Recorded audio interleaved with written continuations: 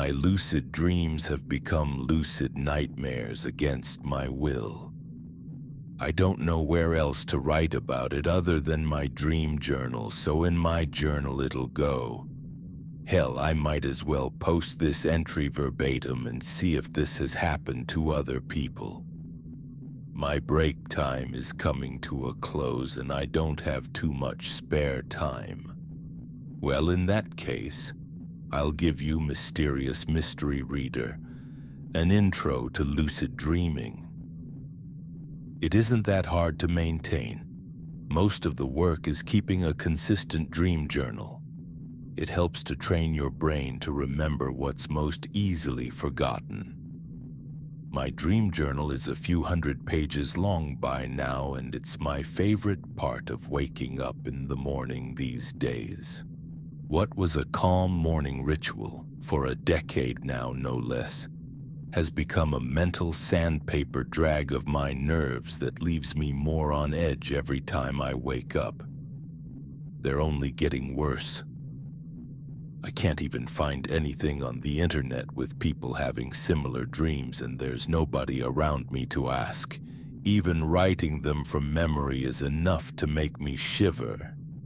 It's funny, my dream journal at this point is my laptop, and sitting down to write this was like waking up after a night of playing in my dreams like they were a sandbox. The only thing missing is the joy, the real reward of being able to relive my dreams. Now, I'm poring over someone else's horrible memories, but they're mine. They have to be. My dreams are still lucid, but not for long. They always devolve into random scenes where I'm the lead actor for a production I don't have the script for. One moment I'm in front of a crowd who are eagerly awaiting a speech, yet I've never given a speech in my life and have never stood in front of a crowd that huge.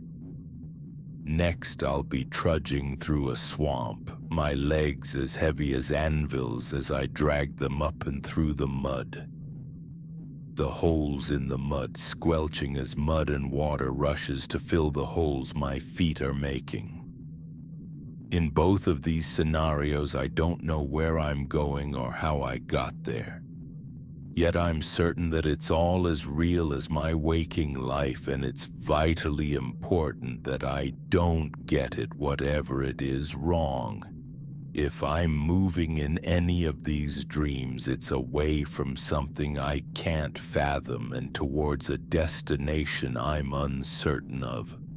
These dreams, even the brief ones that are flashes of imagery and feeling, leave me with a horrible sense of longing, sorrow, like I was close to the end but was taken away just before I could do whatever I'm supposed to. This wouldn't all be so bad, but something about the dreams is consistent now. At the end of every dream, I see a man in a long brown jacket with hair covering his face. Even if the wind is blowing or it's hot enough to burn my skin wherever I've ended up while asleep, he's wearing a long jacket with his brown mangy hair covering his face. He might not be a man at all, but his hands are white, bony, and covered with hair. Like my uncle. I haven't spoken to him since I was a kid. In fact, he hasn't crossed my mind since I moved into my apartment. I haven't thought of any of my family since I've gotten here. But it's not my uncle. My uncle's dead. My only memory of him is a Polaroid that I keep in my physical dream journal from around the last time my family got together. The last time my family got together. For some reason, that memory is split in two even as I try to recall it. I can see a fire pit surrounded by white plastic chairs in some public forest. My dad grilling brats and hamburgers while my extended family talk about local legends around the fire. We used to go to the library I'm writing in right now. It's always been my favorite place to write. even more so than my bedroom. Between paragraphs, I took a quick drive here to help clear my mind, but I feel more foggy than ever. The library doesn't feel or look like the one I'm familiar with either, and I need to leave. There's only a few minutes left before the party I need to be at, and I know everyone will be pissed at me if I don't make it on time. I can't find anybody and the doors are still locked. The only constant is this laptop and a journal with a Polaroid of a group of people that I don't recognize with their hands on my shoulders. I can't read what I've written before. It all looks blurry and misshapen whenever I try to look at my screen for too long without typing something. But it doesn't feel like I'm in a dream. It hurts when I pinch myself, and the numbness in my fingers is a physical dullness, not an absence of feeling altogether like how it's supposed to. The courtyard is dark and overcast, and that man is still beyond the hedges, his flowing brown hair covering his face as he waves at me and beckons me to join him. Somewhere. I've picked up my laptop and moved somewhere else countless times by now.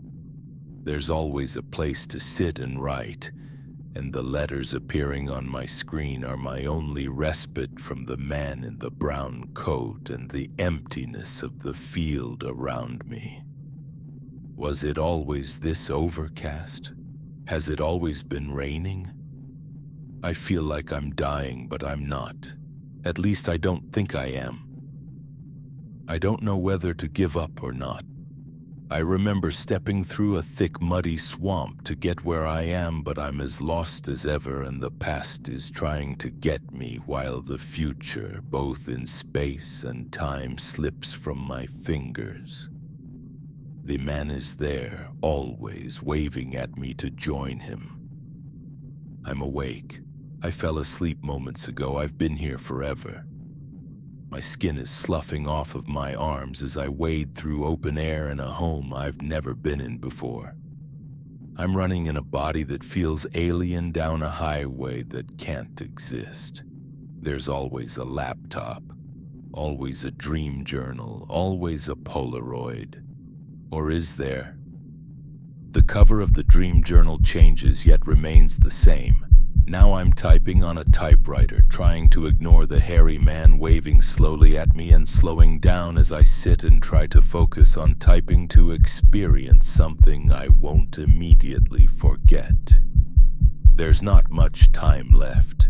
He's stopped waving, he's walking towards me, he's running.